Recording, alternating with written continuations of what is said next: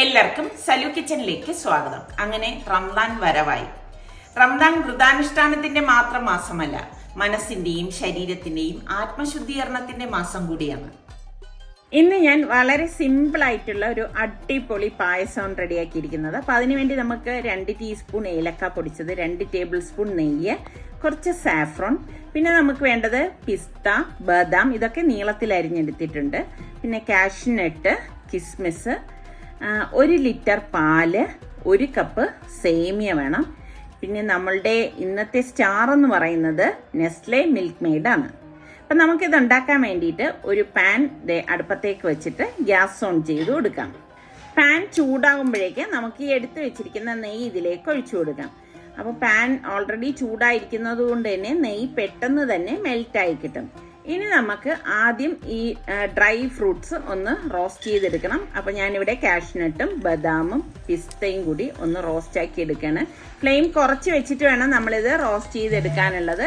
കരിഞ്ഞു പോകാതിരിക്കാൻ പ്രത്യേകം ശ്രദ്ധിച്ചേക്കണം. ഇതിലേക്ക് നമുക്ക് കിസ്മിസും കൂടി ലാസ്റ്റ് ചേർത്ത് കൊടുത്ത് നല്ലതുപോലെ ഒന്ന് ഇതുപോലെ ഒന്ന് ഇളക്കിയെടുത്ത ശേഷം നമുക്കിനിയിപ്പം ഇതൊരു പ്ലേറ്റിലേക്ക് മാറ്റാം. കാരണം അതിൽ തന്നെ ഇട്ടിരിക്കേണ്ട ആവശ്യമില്ല. അപ്പം ഞാൻ ഇതെല്ലാം ഒരു പ്ലേറ്റിലേക്ക് മാറ്റി എടുത്ത് വെച്ചിട്ടുണ്ട്. അപ്പം ഇതേ പാനിൽ തന്നെയാണ് ഇനി നമ്മൾ ഈ എടുത്ത് വെച്ചിരിക്കുന്ന സേമിയ ഇട്ടിട്ട് ഒന്ന് റോസ്റ്റ് ആക്കി കൊടുക്കുന്നത്. അപ്പോൾ കരിഞ്ഞു പോകാതിരിക്കാൻ പ്രത്യേകം ശ്രദ്ധിച്ചേക്കണം. ഫ്ലെയിം കുറച്ച് വെച്ചിട്ട് നമുക്ക് ഇത് റോസ്റ്റ് ആക്കി കൊടുക്കാം. ഇനി നമുക്ക് ഇതിലേക്ക് തിളപ്പിച്ച് വെച്ചിരിക്കുന്ന പാൽ ഇതുപോലെ ഒന്ന് ഒഴിച്ചു കൊടുക്കാം. അപ്പം ഈ പാലിൽ കിടന്ന് വേണം നമ്മളുടെ ഈ സേമിയ ഒന്ന് റെഡിയായി കിട്ടാനായിട്ട്. അപ്പം ഇത് നമുക്ക് ഇതുപോലെ ഒന്ന് ഇളക്കി കൊടുക്കണം. കട്ട കെട്ടാൻ പാടില്ല. അപ്പോൾ പ്രത്യേകം ശ്രദ്ധിച്ചേക്കണം. അപ്പം കൈയെടുക്കാതെ ഒന്ന് ഇളക്കി കൊടുത്താൽ മതി. നമുക്ക് ഈ നെസ്ലെ മിൽക്ക് മെയ്ഡാണ് ഇനി ഇതിലേക്ക് ചേർത്ത് കൊടുക്കുന്നത്. നെസ്ലെ മിൽക്ക് മെയ്ഡ് ചേർക്കുമ്പോൾ തന്നെ ആ ഒരു പായസത്തിന് നല്ല ഒരു ടേസ്റ്റ് നമുക്ക് കിട്ടും.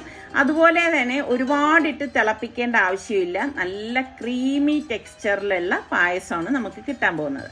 അപ്പം നമുക്കിതിലേക്ക് കുറച്ച് ഏലക്ക പൊടിച്ചതും കുറച്ച് സാഫ്രോണും കൂടി ഇട്ട് കൊടുക്കാം. അപ്പം നല്ല കണ്ടോ, ആ ഒരു ടെക്സ്ചർ കാണുമ്പോൾ തന്നെ മനസ്സിലാവത്തില്ലേ. ഇനി നമുക്ക് നന്നായിട്ടൊന്ന് ഇളക്കി കൊടുക്കാം. അപ്പം കറക്റ്റ് നല്ല ഒരു ക്രീമി ടെക്സ്ചറിലുള്ള ഒരു പായസമാണ്. ഇപ്പം തന്നെ നന്നായി ഒന്ന് തിളച്ച് കുറുകി വന്നിട്ടുണ്ട്. അപ്പോൾ നമ്മളുടെ പായസം ഇവിടെ റെഡി ആയിട്ടുണ്ട്.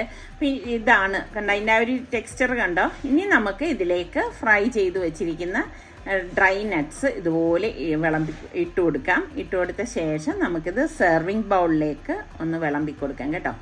ആ സമയത്ത് നമുക്കത് ഇതുപോലെ തന്നെ ഡ്രൈ നട്ട്സും ഫ്രൂട്ട്സും ഒക്കെ മീതെ വെച്ചിട്ട് അലങ്കരിച്ച് സെർവ് ചെയ്യാം. കുട്ടികൾക്കൊക്കെ ഇഷ്ടപ്പെടുന്ന ഒരു അടിപൊളി പായസം തന്നെയാണ്. എന്തായാലും നിങ്ങൾ ഉണ്ടാക്കി നോക്കണം. ഇത് ചെറിയ കുട്ടികൾക്ക് പോലും ഉണ്ടാക്കിയെടുക്കാൻ പറ്റുന്ന രീതിയിലാണ് ഞാൻ തയ്യാറാക്കിയിരിക്കുന്നത്. പിന്നെ ഇതിൻ്റെ രുചി എന്ന് പറയുന്നത് നെസ്ലെ മിൽക്ക് മെയ്ഡ് ഉപയോഗിച്ചത് കൊണ്ട് തന്നെ ഒരു പ്രത്യേക ടേസ്റ്റാണ് നമുക്ക് കിട്ടുന്നത്. നെസ്ലെ മിൽക്ക് മെയ്ഡ് ഉപയോഗിച്ചത് കൊണ്ട് തന്നെ നല്ല ക്രീമി കൺസിസ്റ്റൻസിയിലുള്ളൊരു അടിപൊളി പായസമാണ്. അപ്പം നിങ്ങൾ ട്രൈ ചെയ്ത് നോക്കണം കേട്ടോ.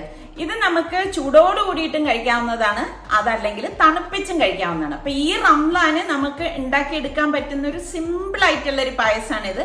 പിന്നെ നെസ്ലെ മിൽക്ക് മെയ്ഡിന്റെ ഒഫീഷ്യൽ വെബ്സൈറ്റ് ആയ www.milkmaid.in ചെന്ന് കഴിഞ്ഞാൽ നിങ്ങൾക്ക് നിരവധി കേക്കിന്റെയും പുഡിങ്ങിന്റെയും വെറൈറ്റി ആയിട്ടുള്ള പായസങ്ങളുടെ ഒക്കെ റെസിപ്പി അവിടെ നിങ്ങൾക്ക് ലഭിക്കുന്നതാണ്. അപ്പൊ നിങ്ങൾ അതൊന്ന് ട്രൈ ചെയ്ത് നോക്കിയിട്ട് നിങ്ങളുടെ ഫീഡ്ബാക്ക് കൂടി പറയണം കേട്ടോ. എന്തായാലും ഞാൻ ഈ പായസം ഒന്ന് കുടിച്ചിട്ട് ഇവിടെ ബാക്കിയുള്ളവർക്കും കൂടി ഒന്ന് സെർവ് ചെയ്യാൻ പോവുകയാണ്. അപ്പം ട്രൈ ചെയ്ത് നോക്കിയിട്ട് ഫീഡ്ബാക്ക് അറിയിക്കണേ.